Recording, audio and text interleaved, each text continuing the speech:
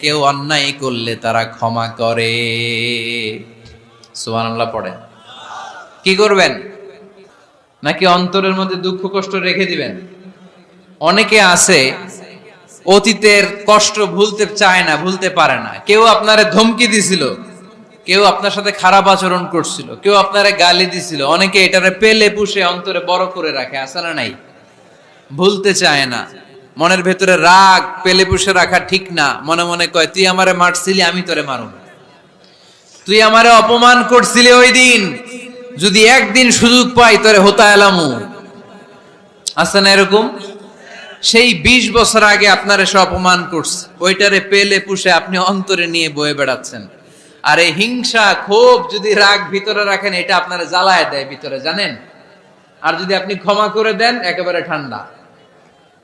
জানেন এই ফর্মুলা আপনারা? এজন্য রাগ